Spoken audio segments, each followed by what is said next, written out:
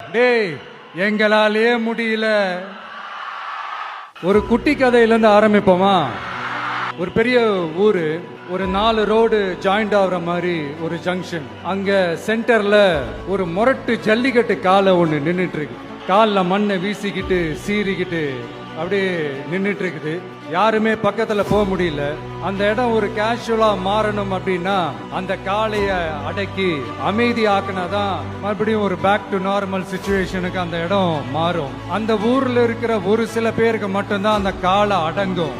எங்களுக்கு இல்லாத அனுபவமா? நாங்க பார்க்காத காளையா நாங்க போய் அடக்குறோம்னு சொல்லிட்டு உள்ள போறாங்க. ஒருத்தராலையும் அந்த காளைய தொடக்கூட முடியல. எல்லாரையும் அடிச்சு வீசி தூக்கி போட்டுருச்சு. அந்த கூட்டத்தை விலக்கிட்டு ஒரு சின்ன பையன் ஒரு என்ட்ரி ஒண்ணு கொடுக்கறான். உங்களுக்கு தான் தெரியும்ல, டேய் எங்களாலேயே முடியல, நீ எல்லாம் என்னத்த போய் கிழிக்க போற? எங்களுக்கு அவ்வளவு அனுபவம் இருக்குது. நாங்களே அடிபட்டு ஓரமா படுத்து கிடக்குறோம். இவன் விளையாட்டுத்தனமா ஏதோ பண்ணிட்டு கிடக்குறான். பாவம், அந்த காலை கிட்ட போய் அடிபட்டு சாவ போறான். பச்சா பையன், அந்த பையன், இந்த பையன், அண்டர் எஸ்டிமேட் பண்றது, ஏளனமா பேசுறது, இப்படி ஒரு பக்கம். ஐயோ பாவமே, இப்படி தனியா போய் மாட்டிக்கிட்டானே அந்த காலை கிட்ட, என்ன பண்ண போறானோ அப்படின்ட்டு ஒரு பக்கம் பரிதாபப்பட்டு பேசுறாங்க. அந்த சின்ன பையன் எதுவுமே காதலியே போட்டுக்காம 2 பாக்கெட்லையும் கைய விட்டுக்கிட்டு ஸ்டைலா கெத்தா தில்லா அப்படியே உள்ள போறான்.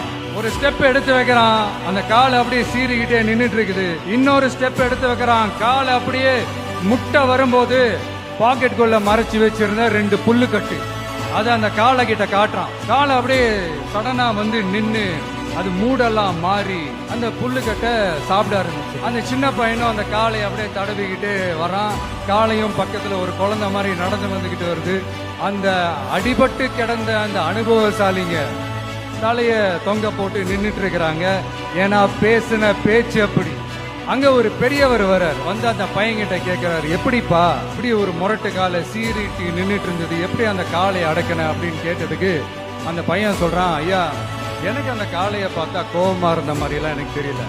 அந்த காலை பசியோட இருந்த மாதிரி இருந்தது. அதனாலதான் அந்த புல்லுக்கட்டை காமிச்சவன ஓகே நமக்கு தேவையானது கிடைச்சிருச்சு அப்படின்னோடனே அந்த புல்லுக்கட்டை சாப்பிட்டுட்டு நம்மளோட அப்படியே ஜாலியா வாக்கிங் வந்துருச்சு அப்படின்னு சொன்னான். இத கேட்ட அந்த பெரியவர் சொன்னாரா, இந்த சின்னவங்க பெரியவங்க அனுபவம் இருக்கிறவங்க அனுபவம் இல்லாதவங்க இதெல்லாம் விஷயமே கிடையாது. யாரா இருந்தாலும் அந்த சூழலுக்கு ஏத்த மாதிரி அந்த சிச்சுவேஷனுக்கு தகுந்த மாதிரி என்ன பண்ணி அந்த ப்ராப்ளம சால்வ் பண்றான், ஏது பண்ணி அந்த ப்ராப்ளம சால்வ் பண்றான், அதுதான் விஷயமே.